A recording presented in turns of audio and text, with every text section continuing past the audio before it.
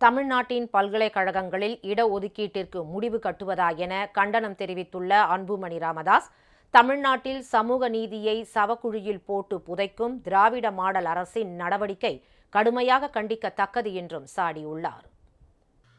பாமக தலைவர் அன்புமணி ராமதாஸ் வெளியிட்டுள்ள அறிக்கையில், தமிழ்நாட்டில் உள்ள 22 பல்கலைக்கழகங்களில் 50 விழுக்காட்டுக்கும் கூடுதலான ஆசிரியர் பணியிடங்கள் காலியாக இருக்கும் நிலையில் அவற்றில் 30 விழுக்காடு பணியிடங்களை இடஒதுக்கீடு இல்லாமல் தற்காலிக அடிப்படையில் நிரப்ப தமிழ்நாடு அரசு அறிவுறுத்தியிருப்பதாக வெளியாகியுள்ள செய்திகள் கடும் அதிர்ச்சியளிப்பதாக கூறியுள்ளார்.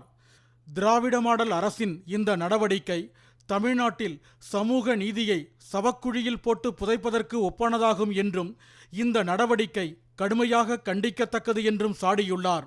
சென்னையில் கடந்த சில நாட்களுக்கு முன்பு நடைபெற்ற பல்கலைக்கழக பதிவாளர்கள் கூட்டத்தில் பல்கலைக்கழகங்களின் மொத்த பணியிடங்களில் 10 விழுக்காடு பணியிடங்கள் ஓய்வு பெற்ற பேராசிரியர்களையும், 10 விழுக்காடு பணியிடங்கள் தொழில் துறையினரையும், 10 விழுக்காடு பணியிடங்கள் வெளிநாட்டு ஆசிரியர்களை கொண்டும் நிரப்பப்பட வேண்டும் என்றும் உயர்கல்வித்துறை செயலாளர் சமயமூர்த்தி அறிவுறுத்தியிருப்பதாக செய்திகள் வெளியாகியுள்ளன.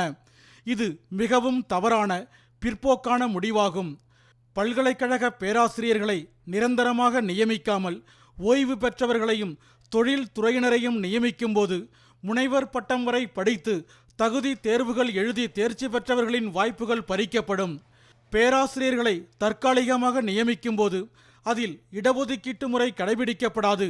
இந்த இரண்டுமே சமூக நீதிக்கு எதிரான செயல்களாகும். ஒருபுறம் சமூக நீதி என்று பேசிக்கொண்டு இன்னொரு புறம் சமூக நீதிக்கு எதிரான செயல்களில் ஈடுபடுவதன் மூலம் திராவிட மாடல் அரசின் முகத்திரை கிழிந்துவிட்டது. நடுவணரசின் இணை செயலாளர், இயக்குனர் உள்ளிட்ட பணிகளுக்கு இந்திய ஆட்சிப்பணி அல்லாத ஒவ்வொரு துறையிலும் சிறந்து விளங்கும் வல்லுநர்களை நியமிக்க நடுவணரசு முடிவு செய்தபோது அதற்கு பாட்டாளி மக்கள் கட்சி கடுமையான எதிர்ப்பை தெரிவித்தது. அதைத் தொடர்ந்து திமுகவும் நடுவணரசின் முடிவை எதிர்த்தது. ஒரு கட்டத்தில் நடுவணரசு அதன் முடிவை கைவிட்டது. அப்போது நடுவணரசின் முடிவுக்கு எதிர்ப்பு தெரிவிக்கப்பட்டதற்கான காரணம் அந்த நடைமுறையில் இடஒதுக்கீடு பின்பற்றப்படாது என்பதுதான். சில ஆண்டுகளுக்கு முன் நடுவணரசின் முடிவுக்கு முதலமைச்சர் மு.க. ஸ்டாலின் என்ன காரணத்திற்காக எதிர்ப்பு தெரிவித்தாரோ அதே தவறை இப்போது அவரே செய்கிறார்.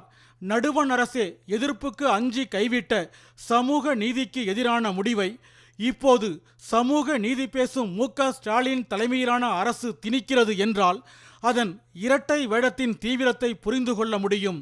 தமிழ்நாட்டில் திமுக ஆட்சிக்கு வந்த பிறகுதான் அனைத்து துறைகளிலும் ஒப்பந்த பணியாளர்களை நியமிக்கும் வழக்கம் தீவிரமடைந்திருக்கிறது. இப்போது பல்கலைக்கழகங்களின் ஆசிரியர்கள் நியமனத்திலும் சமூக அநீதி தொடர அனுமதிக்க முடியாது. எனவே பல்கலைக்கழகங்களில் ஓய்வு பெற்ற பேராசிரியர்கள், தொழில் துறையினர் உள்ளிட்டோரை தற்காலிக அடிப்படையில் நியமிக்கும் முடிவை தமிழக அரசு கைவிட வேண்டும்.